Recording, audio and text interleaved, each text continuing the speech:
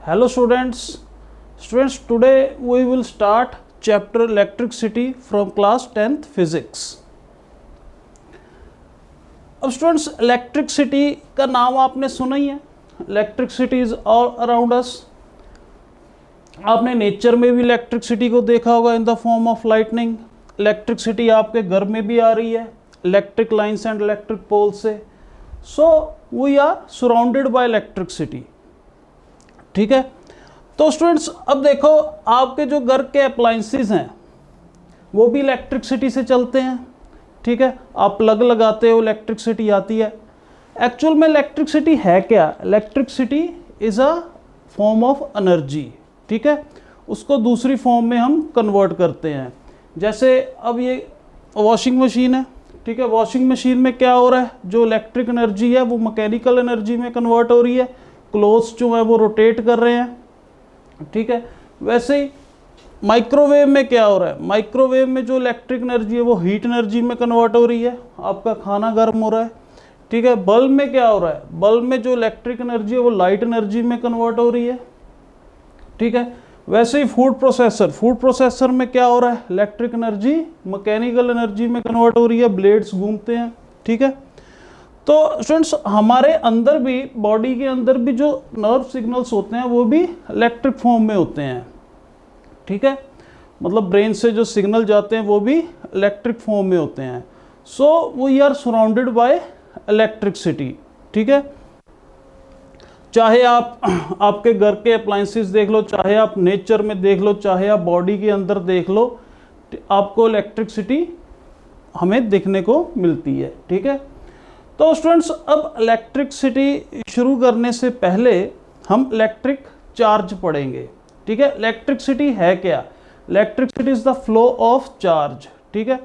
तो electricity chapter करने से पहले हम इलेक्ट्रिक चार्ज के बारे में पढ़ेंगे, क्योंकि ये एक्चुअल में चैप्टर 1 है क्लास 10th फिजिक्स का.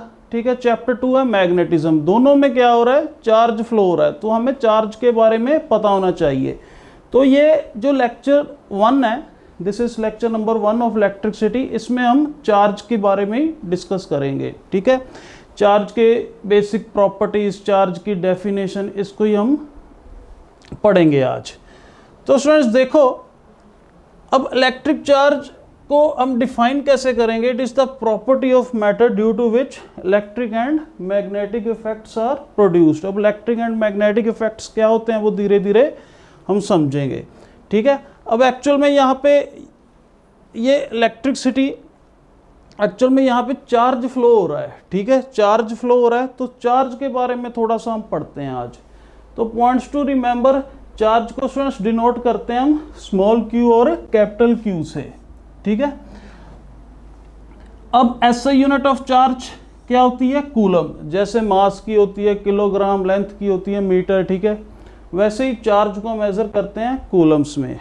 ठीक है. तो ये भी आपने जूनियर क्लासेस में पढ़ा होगा. चार्ज ऑन 1 इलेक्ट्रॉन कितना होता है? -1.6 × 10⁻⁻19 कूलम. ठीक है. नेगेटिव चार्ज होता है. चार्ज के 2 टाइप्स होते हैं, ये आपने जूनियर क्लासेस में पढ़ा है. ठीक है. एक पॉजिटिव, एक नेगेटिव. तो चार्ज प्रोटॉन पे कितना होता है? +1.6 × 10⁻⁻19. प्रोटॉन पे पॉजिटिव चार्ज होता है, इलेक्ट्रॉन पे नेगेटिव चार्ज होता है. और इलेक्ट्रॉन प्रोटॉन्स है क्या? एटम के कंस्टिट्यूएंट्स हैं. ठीक है.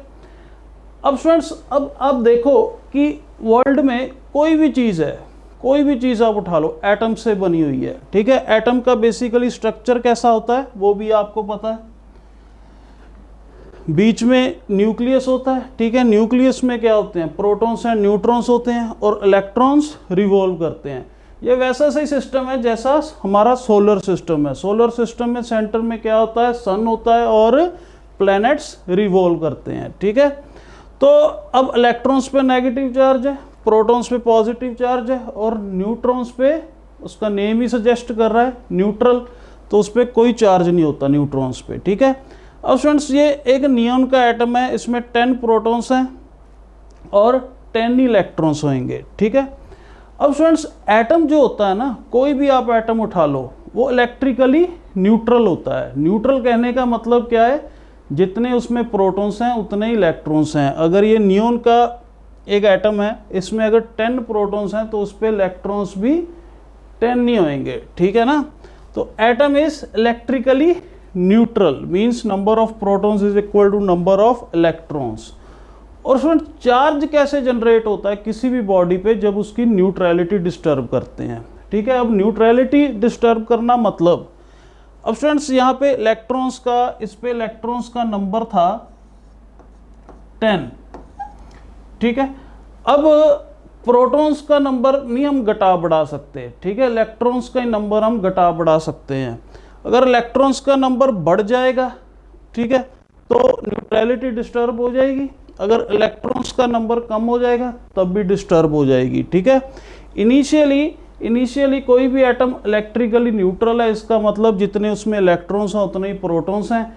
अगर इस न्यूट्रलिटी को डिस्टर्ब करें, मतलब इलेक्ट्रॉन्स का नंबर अगर बढ़ाएं या घटाएं, तो न्यूट्रलिटी या बैलेंस डिस्टर्ब होएगा और नेट चार्ज बॉडी पे आएगा, ठीक है। व्हेन न्यूट्रलिटी और balance is disturb, body acquire से नेट चार्ज, ठीक है ना।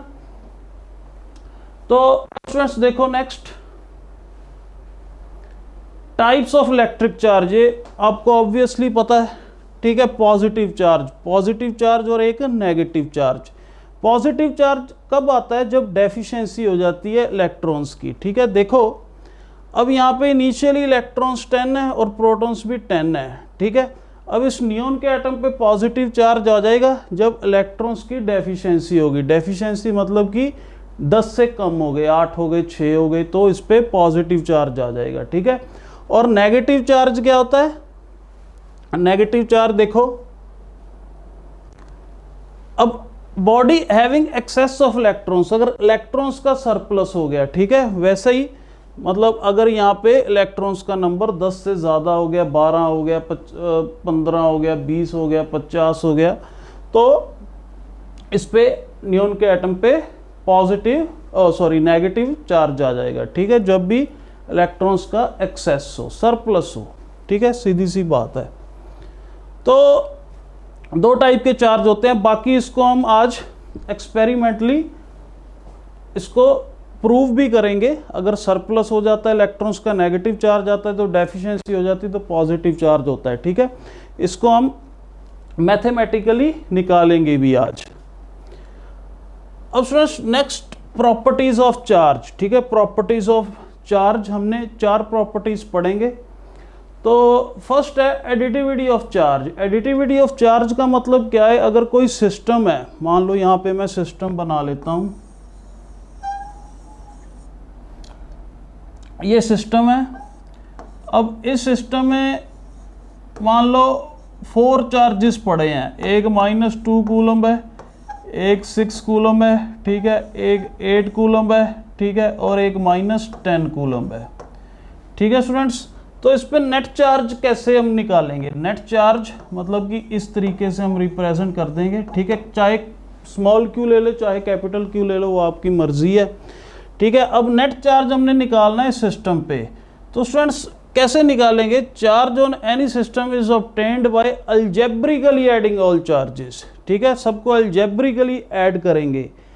अलजेब्रिकली ऐड करने का मतलब क्या है, proper sign must be put while adding all charges, ठीक है। तो साइन पुट करने हैं हमने, जैसे यहाँ पे -2 कूलम प्लस 6 कूलम, ठीक है, प्लस 8 कूलम प्लस -10 कूलम, ठीक है स्टूडेंट्स। तो ऐड करना है तो आपने प्रॉपर साइन पुट करने हैं, ठीक है। तो आंसर कितना आ जाएगा, ये 4 कूलम 12 कूलम और +2 कूलम आंसर आ गया, ठीक है ना। तो स्टूडेंट्स अब ये +2 कूलम इस पे नेट चार्ज है, इस सिस्टम पे इतना चार्ज आया, ठीक है। तो ये एडिटिविटी ऑफ चार्ज बिल्कुल बेसिक प्रॉपर्टी, आसान सी, ठीक है।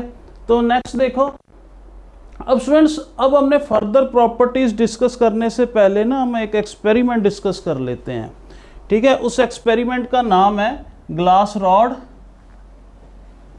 रॉड एंड सिल्क एक्सपेरिमेंट, ठीक है। अब स्टूडेंट्स ये वैसा सही एक्सपेरिमेंट है जैसे मैं जब 6th क्लास में होता था, स्कूल टाइम की बात कर रहा हूँ, ठीक है, मैं प्लास्टिक का स्केल ले लेता था और स्मॉल पीसीज ऑफ पेपर ले लेता था, ठीक है। प्लास्टिक के स्केल को हेयर के साथ रब करता था, ठीक है, उसको स्मॉल पीसीज ऑफ पेपर के पास ले जाता था और small PCs of paper attract हो जाते थे। तो मैं अपने क्लासमेट्स को कहता था ये देखो जादू हो गया। वो जादू नहीं था, ठीक है। जब मैं बड़ा हुआ, ठीक है, जब मैं 10th में आया तो मैंने पढ़ा कि वो जादू नहीं था, उसके पीछे भी एक मैकेनिज्म है, एक लॉजिक है, ठीक है। आपने भी किया होगा ये एक्सपेरिमेंट 6th-7th क्लास में, 5th-6th में हम करते हैं, ठीक है, क्लास में बैठे बैठे फ्री टाइम में। तो उसके पीछे हम आज लॉजिक समझते हैं। स्टूडेंट्स, यहाँ पे हमने प्लास्टिक स्केल की जगह ग्लास रॉड ले लिया, ठीक है, हेयर की जगह सिल्क, ठीक है, मैकेनिज्म सेम है, बस यहाँ पे हमने एक ग्लास रॉड और सिल्क लिया है, ठीक है, small hair and plastic scale की जगह, ठीक है। चीज़ वैसे ही है, मतलब मैकेनिज्म बिल्कुल वैसे ही होगा। अब हम करते क्या थे स्टूडेंट्स, हम रब करते थे प्लास्टिक स्केल को, ठीक है, हेयर के साथ। यहाँ पे भी रब करेंगे ग्लास रॉड को, किसके साथ, सिल्क के साथ, ठीक है। अब स्टूडेंट्स, रबिंग से क्या होता है, जब भी आप हाथ को रब करते हो आपको पता है हीट एनर्जी प्रोड्यूस होती है। क्यों? फ्रिक्शन के कारण, ठीक है। आप जैसे सर्दियों में ठंड लगती है, हम हाथों को ऐसे रब करते हैं, ठीक है, क्योंकि ऐसे हीट एनर्जी प्रोड्यूस होती है, हाथ गर्म होते हैं ऐसे। तो स्टूडेंट्स, वैसे ही जब इन दोनों को रब करेंगे ग्लास रॉड और सिल्क क्लॉथ के साथ, ठीक है, तो हीट प्रोड्यूस होएगी, ठीक है। अब हीट करेगी क्या, समझते हैं उसको। स्टूडेंट, मैं एक एटम ले लेता हूं ग्लास का, ठीक है, एटम मैं बना लेता हूं एक ग्लास का।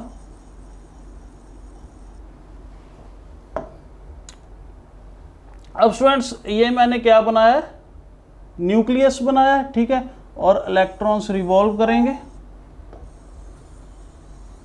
ये एक एटम का है, ठीक है, एटम किसका, ग्लास का लिया मैंने। तो स्टूडेंट्स, मान लो इस पे इनिशियली x प्रोटॉन्स हैं, ठीक है, और x ही इलेक्ट्रॉन्स रिवॉल्व कर रहे हैं, ठीक है, x इलेक्ट्रॉन्स रिवॉल्व कर रहे हैं। ये रब करने से पहले सिस्टम क्या है, x प्रोटॉन्स हैं और x इलेक्ट्रॉन्स हैं, ठीक है ना। बिफोर रबिंग हमें पता है एटम इलेक्ट्रिकली न्यूट्रल होता है, इसका मतलब number of protons is equal to number of electrons, ठीक है। अब स्टूडेंट्स, हमने रब किया, चलो एक दो इलेक्ट्रॉन्स और भी बना लेता हूं। अब मैंने रबिंग की, रबिंग से हीट जनरेट हुई, ठीक है। अब हीट स्टूडेंट्स क्या करेगी उसको देखो आज। अब स्टूडेंट्स, यहां पे हीट देखो, हीट आई और इस इलेक्ट्रॉन को एटम से बाहर निकाल दिया, ठीक है, हीट आई और इस इलेक्ट्रॉन को भी बाहर निकाल दिया, ठीक है। रबिंग ने ये किया, न्यूट्रलिटी डिस्टर्ब होगी, न्यूट्रलिटी डिस्टर्ब होएगी। अब प्रोटॉन्स तो कितने, x ही बचे, मगर इलेक्ट्रॉन्स कितने हो गए, x माइनस 2 इलेक्ट्रॉन्स हो गए, न्यूट्रलिटी डिस्टर्ब होगी, ठीक है। तो अब क्या हो गया, इलेक्ट्रॉन्स की डेफिशिएंसी हो गई, ठीक है, इलेक्ट्रॉन्स की डेफिशिएंसी, तो ऑब्वियस इस पे पॉजिटिव चार्ज आना चाहिए, ठीक है। तो पॉजिटिव चार्ज का मैग्नीट्यूड फाइंड आउट करते हैं कि कितना पॉजिटिव चार्ज आया, ठीक है। वो हम स्टूडेंट्स कैसे करेंगे, एडिटिविटी ऑफ चार्ज लगा के करेंगे। अब इसका एक सिस्टम मान लेते हैं, ठीक है, ये सिस्टम है। सिस्टम में मतलब क्या है, एक एटम है ग्लास का आफ्टर रबिंग, ठीक है। तो एडिटिविटी ऑफ चार्ज लगाते हैं और इस पे नेट चार्ज फाइंड आउट कर लेते हैं कि ग्लास के एटम पे कितना आ गया, ठीक है। और वहां से प्रूव भी हो जाएगा कि चार्ज पॉजिटिव है कि नेगेटिव है। ये तो हमें पता है इलेक्ट्रॉन्स की डेफिशिएंसी हुई, ऑब्वियस पॉजिटिव आएगा, ठीक है। आज प्रूव भी हो जाएगा ये। तो अब देखो स्टूडेंट्स,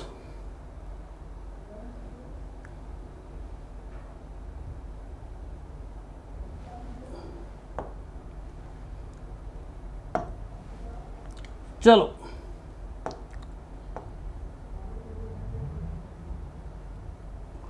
अब फ्रेंड्स, हमें पता है कि x प्रोटॉन्स थे और x-2 इलेक्ट्रॉन्स थे, ठीक है। ये बन गया एक सिस्टम बन गया ये,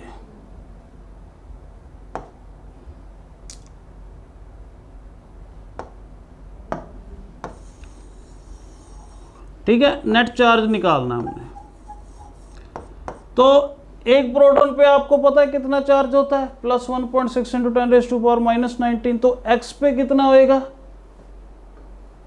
x into plus 1.6 into 10⁻⁻19 coulomb, ठीक है। और एक इलेक्ट्रॉन पे आपको पता है कितना होता है, तो x-2 पे कितना होएगा, plus x-2 into -1.6 into 10⁻⁻19 coulomb, ठीक है। एडिटिविटी ऑफ चार्ज लगाया है, तो बेसिकली वही अल्जेब्रिकली ऐड कर रहे हैं, ठीक है। एक प्रोटॉन पे आपको चार्ज पता है तो x पे कितना होएगा, प्लस एक इलेक्ट्रॉन पे पता है तो x-2 पे कितना होएगा, सिंपली एडिटिविटी ऑफ चार्ज हमने लगाया है। तो अब स्टूडेंट्स इसका जो आंसर आएगा ना, और ये चार्ज है किस पे, ग्लास एटम पे, ठीक है। और एक एटम की बात ही कर रहे हैं हम, तो स्टूडेंट इसका आंसर आ जाएगा प्लस, आप सॉल्व करके देखोगे, plus 2 into 1.6 into 10⁻⁻19 coulomb answer आया इसका, ठीक है। तो यहां से कंक्लूड भी हो गया कि अगर इलेक्ट्रॉन्स की डेफिशिएंसी होती है तो पॉजिटिव चार्ज आ जाता है, ठीक है। इलेक्ट्रॉन्स कितने निकले थे, 2 निकले थे, तो प्लस 2 इंटू 1.6 इंटू 10⁻⁻19 कूलम आ जाएगा, ठीक है। अब स्टूडेंट्स ये जो 2 इलेक्ट्रॉन्स हैं ये गए कहाँ, ऑब्वियस है सिल्क के पास चले गए, ठीक है। अब सिल्क का एटम मान लो, सिल्क का जो एटम है बिफोर रबिंग उस पे n प्रोटॉन्स हैं और n इलेक्ट्रॉन्स हैं, आफ्टर रबिंग प्रोटॉन्स तो उतने ही रहेंगे, ठीक है। प्रोटॉन्स का नंबर नहीं कभी भी कम हो, क्योंकि वो न्यूक्लियस में है, ठीक है। प्रोटॉन्स कभी भी मतलब कि एटम से नहीं निकलेंगे, क्योंकि वो न्यूक्लियस के अंदर है, सिर्फ इलेक्ट्रॉन्स ही निकलते हैं, ठीक है ना। इलेक्ट्रॉन्स ही निकलते हैं, या कह लो इलेक्ट्रॉन्स ही एक्साइट होते हैं, ठीक है। एक्साइट का मतलब निकल गए एटम से, तो n प्रोटॉन्स और अब इलेक्ट्रॉन्स कितने हो जाएंगे, n+2, क्योंकि 2 इलेक्ट्रॉन्स अब इस पे आ गए ना, ठीक है। तो स्टूडेंट्स अब इसको अगर आप सिस्टम मान लोगे, वही एडिटिविटी ऑफ चार्ज लगाओगे, तो इस पे अब नेट चार्ज जो आएगा ना, net charge on silk atom, additivity of charge लगाओगे तो इस पे आ जाएगा -2 इंटू 1.6 इंटू 10⁻⁻19 कूलम आ गया, ठीक है। एक पॉजिटिव आ गया, दूसरा नेगेटिव आ गया, ठीक है। अब नेगेटिव चार्ज क्यों आया, कि यहाँ पे इलेक्ट्रॉन्स का सरप्लस हुआ है, इलेक्ट्रॉन्स गेन हुए हैं। जब भी इलेक्ट्रॉन्स गेन होते हैं नेगेटिव चार्ज आता है, ये हमने पढ़ा हुआ था, ठीक है। आज हमने इसको मैथमेटिकली प्रूव भी कर दिया, ठीक है। तो 2 इलेक्ट्रॉन्स गेन हुए तो चार्ज आया -2 इंटू 1.6 इंटू 10⁻⁻19 कूलम, ठीक है।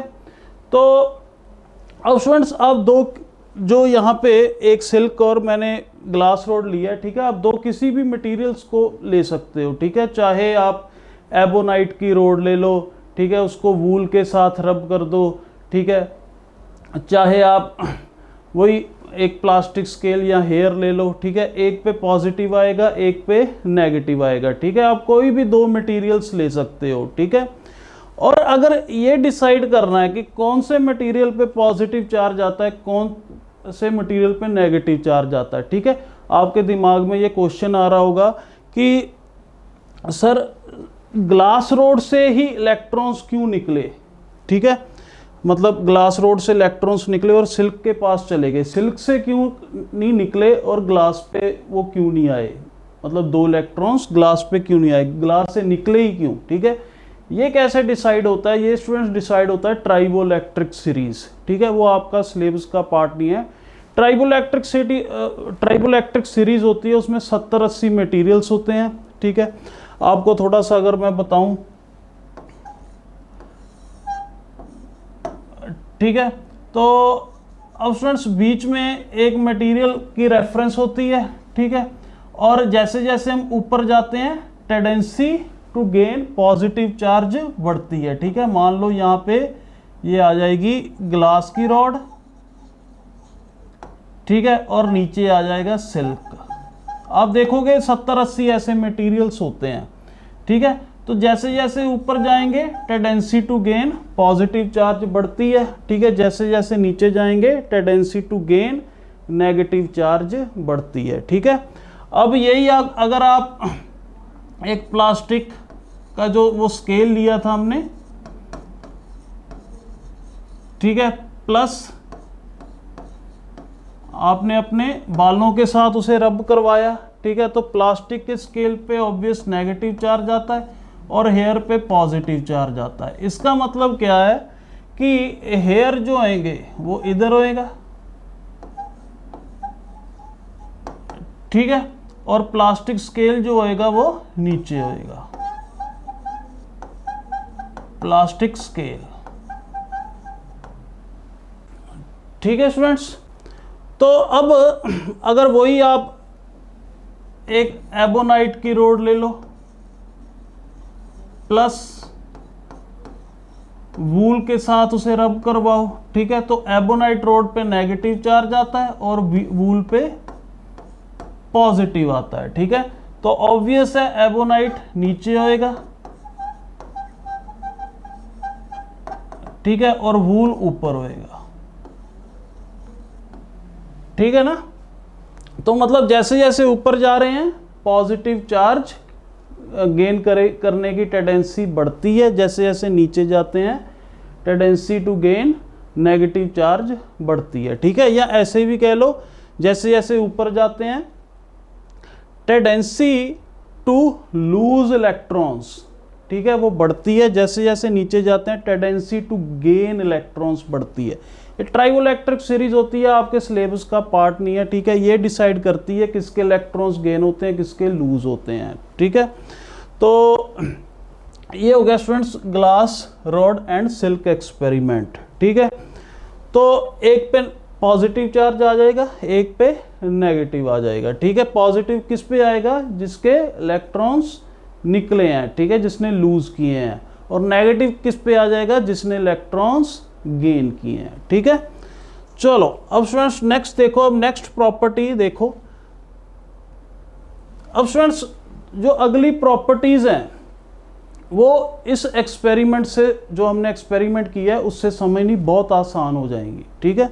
जैसे conservation of charge, conservation of charge में क्या होता है स्टूडेंट्स, चार्ज इज कंजर्व्ड, जैसे आपने पढ़ा था एनर्जी इज कंजर्व्ड, ठीक है, कि energy can not be generated nor be destroyed, ठीक है ना। तो वैसे यहाँ पे चार्ज भी, charge can neither be created nor be destroyed, ठीक है, ये सिर्फ ट्रांसफर होता है। तो हमने पिछले एक्सपेरिमेंट में यही देखा कि चार्ज ट्रांसफर हुआ है, जो इलेक्ट्रॉन्स हैं वो ग्लास से निकल के सिल्क के पास गए हैं, जनरेट तो नहीं हुआ, ठीक है। तो अब ये क्या कहते हैं, charge on an isolated system of glass and silk is conserved, हमने देखा, ठीक है, सिर्फ चार्ज ट्रांसफर हुआ है, charge which glass has lost silk has gained, तो चार्ज जनरेट नहीं हुआ, सिर्फ ट्रांसफर हुआ है, ठीक है, it is not generated, it is only transferred, ठीक है ना।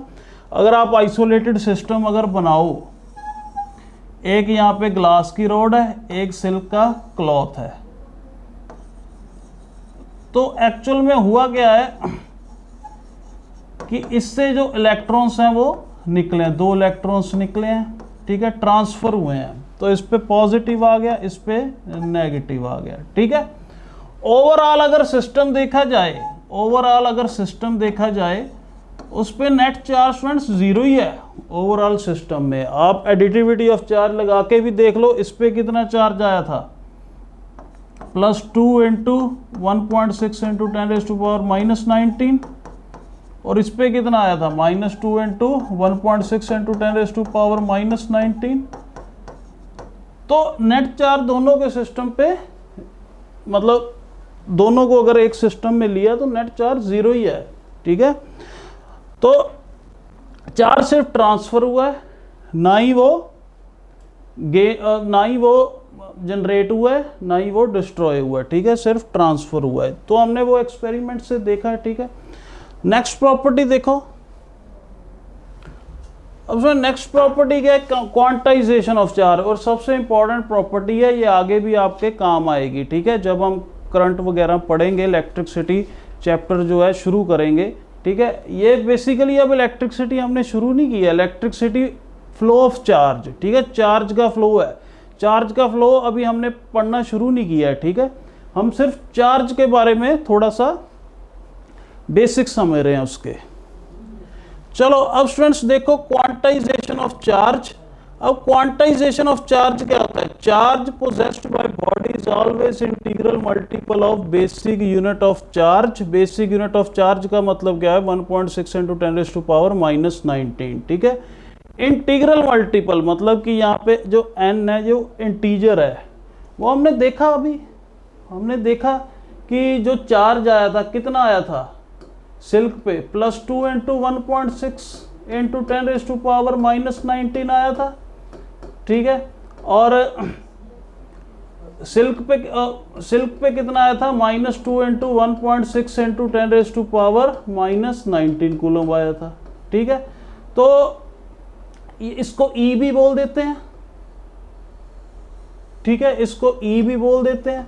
तो मैं ऐसे भी लिख सकता था Q = +2E, ठीक है, Q = -2E। +2E किस पे आया, सिल्क पे आया, सॉरी ग्लास पे आया, -2E सिल्क पे आया। तो वो ऐसी सी ऐसा सही है वो, ठीक है ना। n क्या है यहाँ पे, इंटीजर, या तो +2 या -2 कुछ भी आ सकता है, ठीक है। अगर 5 इलेक्ट्रॉन्स यहाँ से लूज हुए होते तो +5, ठीक है, 5 इलेक्ट्रॉन्स अगर गेन हुए होते तो -5, ठीक है। तो एक्चुअल में n क्या है, n is a integer, like n can be any positive और नेगेटिव इंटीजर लाइक 1 2 3 एंड -5, ठीक है। ये इंटीजर होएगा, फ्रैक्शंस में नहीं होएगा, ठीक है, कभी भी डेसिमल्स में नहीं होएगा। मतलब कि ऐसे नहीं होएगा Q = +2.5। 2.5 का मतलब क्या है, अगर यहाँ पे Q = +2.5 आ जाता तो उसका मतलब क्या है कि 2 इलेक्ट्रॉन एंड आधा इलेक्ट्रॉन, मतलब 2 एंड आधा इलेक्ट्रॉन्स लूज हुए हैं। वो आधा इलेक्ट्रॉन कहाँ से आ गया, या 2 हुए होंगे या 3 हुए होंगे, ठीक है। तो कभी भी फ्रैक्शंस या डेसिमल्स में नहीं आएगा, हमेशा इंटीजर होएगा, ठीक है ना। तो अब basic unit of charge actual में क्या है बच्चे, बेसिक यूनिट ऑफ चार्ज वही है E, जिसे हम 1.6 × 10⁻⁻19 भी कहते हैं, ठीक है। Basic unit of charge is nothing but charge acquired by an electron और प्रोटॉन। नाउ स्टूडेंट्स, अब हम micro and milli coulombs use करते हैं, क्योंकि ना स्टूडेंट 1 कूलम जो है ये बहुत बड़ा चार्ज है, ठीक है। तो हम मिली एंड माइक्रो कूलम्स भी हम यूज़ करते हैं। जनरली वी यूज़ मिली और micro in order to express charge of a particle, ठीक है। तो डिनोट कैसे करते हैं 1 मिली कूलम को, ये आपको पता होना चाहिए, ठीक है। 1 m डालना है स्मॉल, और माइक्रो 1 मिली आपको पता है 10⁻⁻3, और 1 माइक्रो क्या होता है 10⁻⁻6। तो ये आपको सिंबल याद होना चाहिए, ठीक है, कई बार डायरेक्ट लिखा होता है ये। तो एक्चुअल में इसे कहते क्या है, म्यू, MEU, ठीक है, इस सिंबल को। तो 1 माइक्रो कूलम, तो कई बार स्टूडेंट्स 1 नैनो कूलम की भी बात हो जाती है। 1 नैनो कूलम क्या होता है 10⁻⁻9, ठीक है। कई बार 1 पिको कूलम की भी बात हो जाती है, ये क्या होता है 10⁻⁻12 कूलम, ठीक है ना। तो ये आपको सिंबल पता होना चाहिए। चलो ये स्टूडेंट हो गई हमारी 3 प्रॉपर्टीज। नेक्स्ट प्रॉपर्टी है, नेक्स्ट प्रॉपर्टी सबको पता है, like charges repel and unlike attract, ठीक है। अब लाइक चार्जेस हैं, इनमें रिपल्शन है, दुश्मनी है, ठीक है, दुश्मनी है, मगर अनलाइक में प्यार है, ठीक है। Opposite attract but like repel, ठीक है, इन दोनों में प्यार है। और एक और बात याद रखो, अगर एक चार्ज पार्टिकल है और एक न्यूट्रल है, इन दोनों में भी स्टूडेंट्स प्यार ही होएगा, ठीक है, नेगेटिव और एक न्यूट्रल, इन दोनों में भी प्यार ही होएगा, ठीक है। तो रिपल्शन कब होएगी, जब दोनों लाइक है, ठीक है। अट्रैक्शन दोनों अनलाइक है तभी भी हो सकती है, अगर एक चार्ज एक न्यूट्रल है, ठीक है, तभी भी अट्रैक्शन हो सकती है, ठीक है। तो ये होगी हमारी 4 प्रॉपर्टीज, ठीक है। नेक्स्ट देखो, next students conductors and insulators, ये भी आप जूनियर क्लासेस में पढ़ते हो। कंडक्टर्स क्या करते हैं, इलेक्ट्रिसिटी को कंडक्ट करते हैं, इंसुलेटर्स नहीं करते। मगर कंडक्टर्स करते क्यों हैं, क्योंकि उनमें फ्री इलेक्ट्रॉन्स प्रेजेंट होते हैं। इलेक्ट्रॉन्स आर फ्री, इसका मतलब क्या है स्टूडेंट्स, इलेक्ट्रॉन एटम से आसानी से बाहर निकल जाता है, ठीक है। इलेक्ट्रॉन आसानी से बाहर अब क्यों निकलता है, क्योंकि अब आप देखो स्टूडेंट्स, जो एटम का स्ट्रक्चर होता है, बीच में क्या होता है, न्यूक्लियस, न्यूक्लियस में प्रोटॉन्स होते हैं, न्यूट्रॉन्स होते हैं, न्यूट्रॉन्स पे कोई चार्ज नहीं, प्रोटॉन्स पे पॉजिटिव और इलेक्ट्रॉन्स पे नेगेटिव, दोनों में क्या होएगी, अट्रैक्शन होएगी, ठीक है।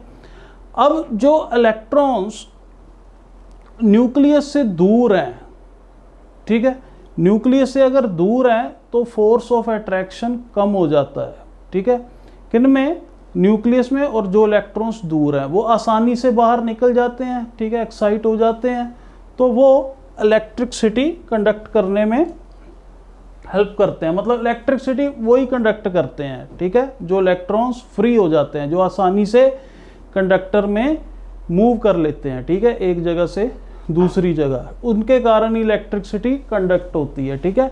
एक्चुअल में इलेक्ट्रिसिटी है क्या, it is the flow of charge. Charge कौन सा फ्लो करता है, इलेक्ट्रॉन्स ही फ्लो करते हैं, प्रोटॉन्स कभी फ्लो नहीं करते, क्योंकि प्रोटॉन्स होते हैं न्यूक्लियस में और न्यूक्लियस हैवी होता है, ठीक है, हमेशा इलेक्ट्रॉन्स फ्लो करते हैं, इलेक्ट्रॉन्स के कारण ही इलेक्ट्रिसिटी आती है, ठीक है। तो फ्री इलेक्ट्रॉन्स प्रेजेंट हैं, इसी के कारण इलेक्ट्रिसिटी कंडक्ट हो रही है, ठीक है। फ्री क्यों है, क्योंकि वो दूर हैं, आसानी से निकल जाते हैं, किससे दूर, न्यूक्लियस से। और यहाँ पे इंसुलेटर्स में इलेक्ट्रॉन्स बाउंडेड है, नहीं निकल पाते एटम से, ठीक है, इसलिए फ्री नहीं होते। फ्री नहीं होते तो वो इलेक्ट्रिसिटी कंडक्ट नहीं कर पाते, मतलब मूव ही नहीं कर पाते। इलेक्ट्रिसिटी मूवमेंट ही है ना किन की, इलेक्ट्रॉन्स की, ठीक है। अगर निकल ही नहीं पाएंगे, मूव ही नहीं कर पाएंगे, तो इलेक्ट्रिसिटी कहाँ कैसे कंडक्ट होएगी। तो एग्जांपल्स क्या है कंडक्टर्स की, ऑल मेटल्स, और इंसुलेटर्स की रबर, प्लास्टिक, ठीक है। ये भी आपने फील किया होगा, कभी भी आप रबर को जब किसी वायर पे जिसमें करंट जा रहा है, ठीक है, अगर आप रबर की रॉड या प्लास्टिक की रॉड टच करते हो तो आपको करंट नहीं लगता, ठीक है। अगर वही कोई मेटेलिक रॉड हो, आयरन की हो, एल्यूमिनियम की हो, कॉपर की हो, ठीक है, तो आपको करंट लगता है। और हमने देखा है आपके जो जितनी भी हमारी वायर्स होती हैं, ठीक है, कंडक्टिंग वायर्स, वो कॉपर की होती हैं, ये भी आपने सुना होगा, ठीक है, कॉपर की होती हैं, एल्यूमिनियम की भी होती हैं, ठीक है। तो ये कॉपर, एल्यूमिनियम, सिल्वर, आयरन, ये सभी मेटल्स हैं और यही इलेक्ट्रिसिटी कंडक्ट करते हैं, ठीक है। चलो नेक्स्ट देखो स्टूडेंट्स, कूलम लॉ। अब हमें ये तो पता लग गया कि दो लाइक चार्जेस में रिपल्शन है, अनलाइक में अट्रैक्शन है, मगर कितनी रिपल्शन कितनी अट्रैक्शन, मतलब किस फोर्स से रिपेल कर रहे हैं या किस फोर्स से अट्रैक्ट कर रहे हैं। तो हमें ये किसने दिया, कूलम ने दिया, ठीक है। कूलम ने बताया इतने फोर्स से अट्रैक्शन होएगी या इतने फोर्स से रिपल्शन होएगी, ठीक है। अब स्टूडेंट्स ये जो लॉ है, इसमें देखो Q1 Q2 चार्जेस हैं, रिपेल हो रहे हैं, और Q1 माइनस Q2 अट्रैक्ट हो रहे हैं, ठीक है। सबसे पहले कूलम ने क्या बात देखी कि जो फोर्स है F1 ये डायरेक्टली प्रोपोर्शनल होएगा प्रोडक्ट के, ठीक है। प्रोडक्ट जितना ज़्यादा होएगा, जितना मतलब कि Q1 Q2 का मैग्नीट्यूड जितना ज़्यादा होएगा उतना ज़्यादा फोर्स होएगा, ठीक है ना। अब मान लो दो लाइक चार्जेस हैं, हमें पता है रिपल्शन होएगी, ठीक है। वो डिपेंड करती है इन दोनों का मैग्नीट्यूड कितना है, ठीक है। स्टूडेंट्स यहाँ ये मैग्नीट्यूड है, साइन नहीं डालना यहाँ पे, ठीक है, साइन डालने की कोई ज़रूरत नहीं, वो साइन से हमें पता लग जाता है अट्रैक्शन होएगी कि रिपल्शन होएगी। ठीक है, हमें साइन से ये पता लग जाता है, हमें सिर्फ अब मैग्नीट्यूड देखना है कि कितने मैग्नीट्यूड से रिपल्शन है, कितनी मैग्नीट्यूड की अट्रैक्शन है, मतलब फोर्स का मैग्नीट्यूड। ठीक है, तो वो प्रोडक्ट पहली उसने ऑब्जर्वेशन ये देखी कूलम ने, दूसरी देखी अगर डिस्टेंस ज़्यादा है, this is force of attraction और रिपल्शन। ठीक है, चलो इस केस में इसकी बात कर रहे हैं तो रिपल्शन लगा लो। Inversely proportional to square of the distance, मतलब जितना ज़्यादा डिस्टेंस होएगा बिटवीन द चार्जेस, जितना ज़्यादा डिस्टेंस होएगा उतना फोर्स कम हो जाएगा। ठीक है ना, तो फिर क्या किया कूलम ने, दोनों को कंबाइन कर दिया और प्रोपोर्शनैलिटी को इक्वालिटी में कन्वर्ट कर दिया। वो कैसे होएगी, अगर कांस्टेंट इंट्रोड्यूस करेंगे। ठीक है, अब स्टूडेंट्स ये जो K है, K is electrostatic force constant, electrostatic force constant. अब स्टूडेंट्स इसकी वैल्यू क्या होती है, 9 × 10⁻⁹ और इसकी यूनिट्स भी क्या होंगी, वो तो फॉर्मूले से पता लग जाएगा। ठीक है, फोर्स की क्या होती है न्यूटन और डिस्टेंस की मीटर, इसकी कूलम, तो इधर आ गया मीटर का स्क्वायर, नीचे कूलम का स्क्वायर, तो न्यूटन मीटर स्क्वायर, ठीक है, अपॉन कूलम का स्क्वायर। ठीक है, ये हो गया आपका इलेक्ट्रोस्टैटिक फोर्स कांस्टेंट। ठीक है, 9 × 10⁻⁹। ये स्टूडेंट्स ये मतलब कि आपको जाना पहचाना सा नहीं लग रहा, आपने 9th में एक न्यूटन लॉ ऑफ ग्रेविटेशन पढ़ा था। ठीक है, उसमें क्या था, न्यूटन लॉ ऑफ ग्रेविटेशन में जो फोर्स था वो K की जगह कैपिटल G, Q की जगह M1, Q2 की जगह M2। ठीक है, डिस्टेंस वैसे ही था। ठीक है ना, ये न्यूटन लॉ ऑफ ग्रेविटेशन में 9th क्लास में हमने पढ़ा है। ठीक है, ये न्यूटन लॉ ऑफ ग्रेविटेशन है और यहाँ पे जो फोर्स है, ग्रेविटेशनल फोर्स स्ट्रिक्टली अट्रैक्टिव, वो सिर्फ अट्रैक्टिव ही होता है। ठीक है, मगर यहाँ पे कूलम फोर्स जो ये फोर्स है ये रिपल्सिव भी हो सकता है और अट्रैक्टिव भी हो सकता है। ठीक है, तो स्टूडेंट्स यहाँ पे इस कैपिटल G को क्या कहते थे, ग्रेविटेशनल कांस्टेंट या यूनिवर्सल ग्रेविटेशनल कांस्टेंट। ठीक है, इसकी वैल्यू भी आपको पता है G की क्या है, 6.67 × 10⁻⁻11। मगर यहाँ पे इलेक्ट्रोस्टैटिक फोर्स कांस्टेंट की वैल्यू देखो कितनी ज़्यादा, यहाँ पे कितनी कम है। इससे पता लग जाता है कि जो ग्रेविटेशनल फोर्स है ना ये वीक होता है काफ़ी, it is weak in nature, मगर electrostatic force is very strong in nature. ठीक है ना, ये स्ट्रॉन्गेस्ट है, ये वीकेस्ट है। हालांकि इस फोर्स से भी, इसको इलेक्ट्रोस्टैटिक फोर्स कहते हैं, इसको ग्रेविटेशनल फोर्स। ठीक है, ये भी आपको पता होना चाहिए, this is the electrostatic force, electrostatic force. ठीक है, वो ग्रेविटेशनल फोर्स है। अब यहाँ पे इलेक्ट्रोस्टैटिक फोर्स जो है ये स्टूडेंट्स हमें इस वैल्यू से, कांस्टेंट की वैल्यू से पता लग रहा है कि फोर्स बहुत ज़्यादा है, इसकी वैल्यू से पता लग रहा है फोर्स बहुत कम है। ठीक है, अब आप इमेजिन करो, दो मैं 1 कूलम का चार्ज ले लेता हूँ, उसको 1 मीटर पे रख देता हूँ। इमेजिन करो, 1 कूलम इधर रखा, 1 कूलम इधर रखा। ठीक है, 1 मीटर का डिस्टेंस है, तो इनमें फोर्स कितना होएगा, देखो फोर्स कितना होएगा, Q1, ये भी, तो फोर्स की वैल्यू आ जाएगी 9 × 10⁻⁹। कितना ज़्यादा फोर्स है। अगर वही यहाँ पे 1 किलो और 1 किलो का मास रखोगे 1 मीटर पे, तो फोर्स कितना आ जाएगा, यहाँ पे फोर्स आ जाएगा 6.67 इंटू 10⁻⁻11 न्यूटन। ये कितना कम है या ये कितना ज़्यादा है?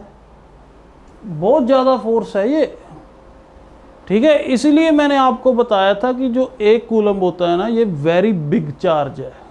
जनरली जो चार्जेस होते हैं वो माइक्रो, नैनो, मिली कूलम में होते हैं, ठीक है। ये बहुत ज़्यादा हो गया। ये वीकेस्ट है, ये स्ट्रॉन्गेस्ट है। हालांकि इससे भी एक स्ट्रॉन्गेस्ट होता है फोर्स, इलेक्ट्रोस्टैटिक फोर्स से भी एक फोर्स स्ट्रॉन्गेस्ट होता है, जिसे हम न्यूक्लियर फोर्स कहते हैं। अब देखो, चलो बताता हूँ आपको एक चीज़ यहाँ पे मज़ेदार। अब स्टूडेंट्स, आपने देखा कि न्यूक्लियस में प्रोटॉन्स होते हैं, ठीक है। अब वही हमने नियोन का जो एटम देखा था, उसमें 10 प्रोटॉन्स थे, वो न्यूक्लियस में थे, ठीक है। तो वो प्रोटॉन्स जो कितना साथ में पैक्ड हैं न्यूक्लियस में, ठीक है, they are very closely packed, मगर उन पे तो सभी पे पॉजिटिव चार्ज है, तो उनके बीच में रिपल्शन बहुत होएगी।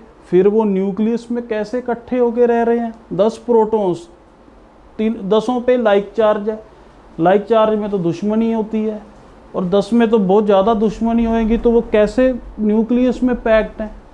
वो न्यूक्लियर फोर्स के कारण है। न्यूक्लियर फोर्स जो डोमिनेट करता है इलेक्ट्रोस्टैटिक फोर्स को, ठीक है। तो न्यूक्लियर फोर्स इससे भी स्ट्रॉन्गेस्ट होता है, ठीक है। तो अब स्टूडेंट्स, थोड़ा सी और मैं आपको बातें बताना चाहता हूँ। यहाँ पे ये जो यूनिवर्सल क्यों कहते थे, इसे यूनिवर्सल क्यों कहते थे? क्योंकि वो मटेरियल पे डिपेंड नहीं करता, ग्रेविटेशनल फोर्स मटेरियल पे डिपेंड नहीं करता। अगर 2 1-1 किलो के पीस हैं, ठीक है, 2 1-1 किलो के पीस हैं और उनमें डिस्टेंस 1 मीटर है, तो ऑब्वियस उनमें फोर्स होएगा 6.67 इंटू 10⁻⁻11 न्यूटन, इस फॉर्मूले से। अब स्टूडेंट्स, अब ये देखो, 1-1 किलो के पीस अगर वैक्यूम में पड़े हों, चाहे वाटर में पड़े हों, चाहे ऑयल में पड़े हों, किसी में भी पड़े हों, फोर्स इतना ही रहेगा। मगर यहाँ पे वैसा नहीं है।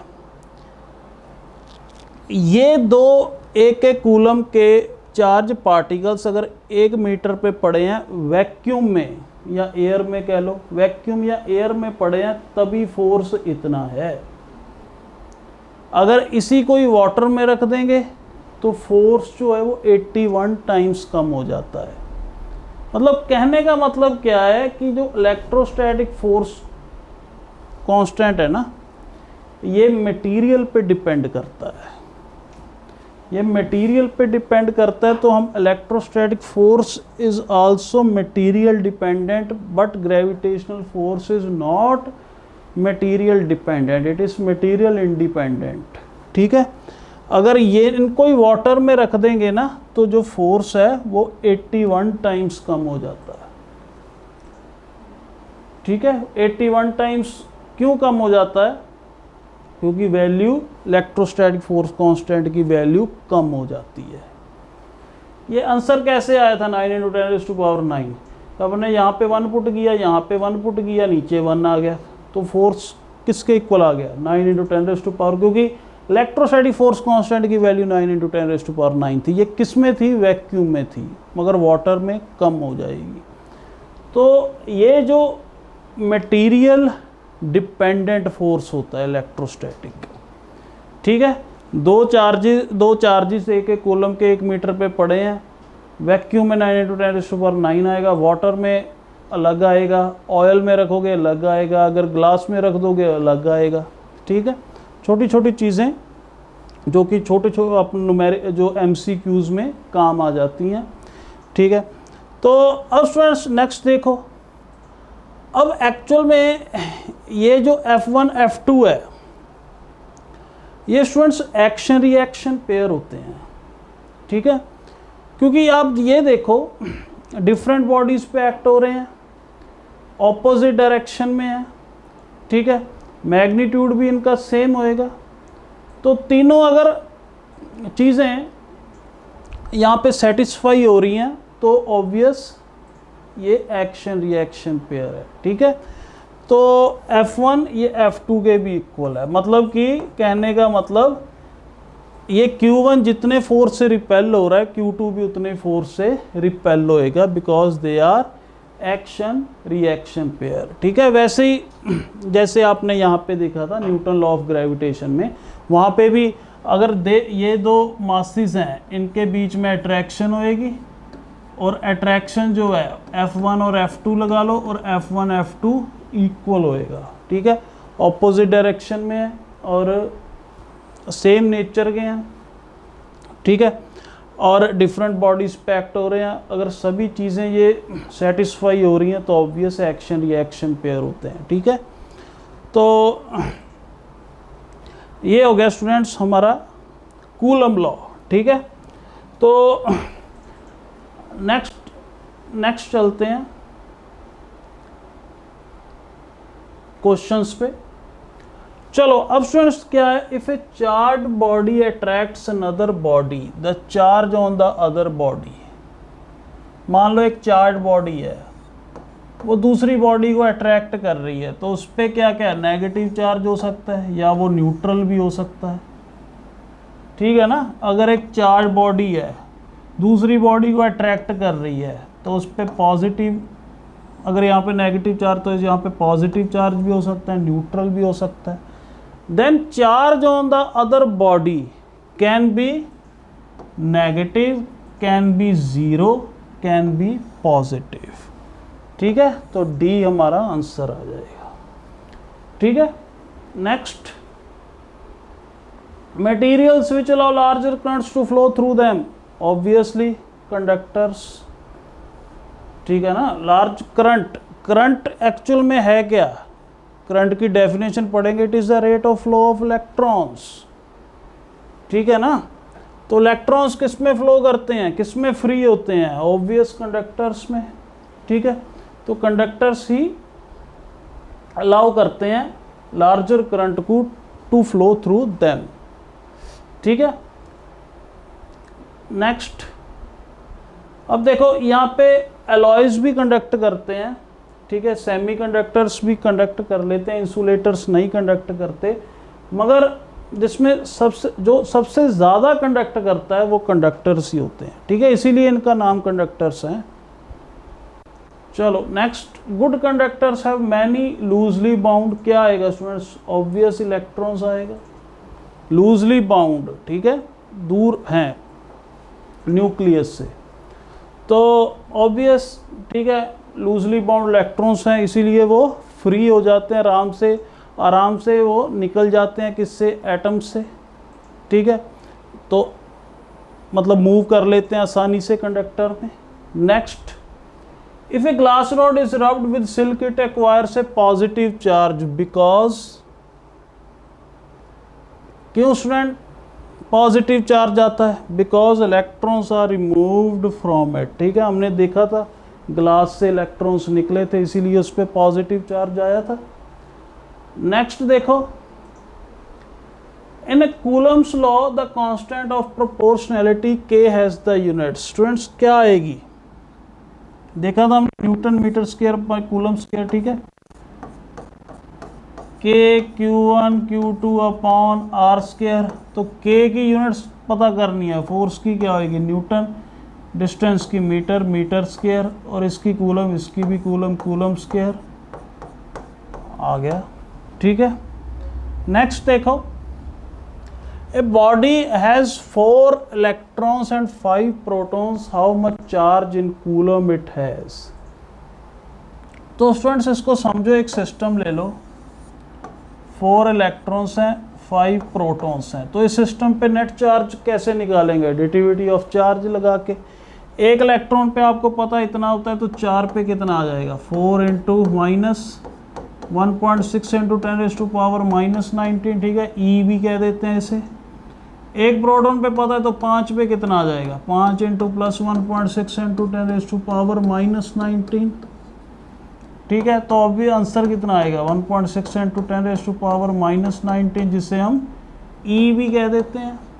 स्टूडेंट्स एक और तरीका होता है, उसे भी आप समझो। इसको मैं कैसे लिख सकता हूँ 4 इलेक्ट्रॉन्स एंड 5 प्रोटॉन्स को,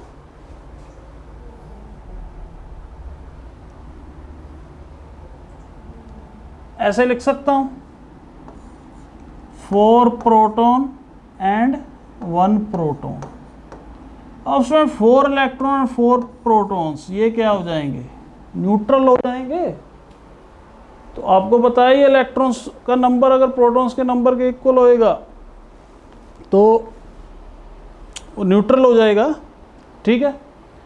यही तभी हम कहते हैं एटम इलेक्ट्रिकली न्यूट्रल है, क्योंकि number of electron number of protons के इक्वल होते हैं, ठीक है। तो एक प्रोटॉन रह गया, एक प्रोटॉन पे कितना चार्ज होता है 1.6 × 10⁻⁻⁹ जो कि E के इक्वल है, ठीक है ना स्टूडेंट। चलो अब नेक्स्ट क्वेश्चन आ जाओ। When the distance between the charge particles is halved the force between them, obvious है डिस्टेंस अगर कम हुआ है तो फोर्स बढ़ जाएगा, क्योंकि इनवर्स रिलेशन है ना, डिस्टेंस ज़्यादा होएगा फोर्स कम हो जाएगा, अगर डिस्टेंस कम है तो फोर्स ज़्यादा हो जाएगा, ठीक है। तो फोर्स ज़्यादा है तो 1/4 और हाफ तो हो ही नहीं सकता, ठीक है।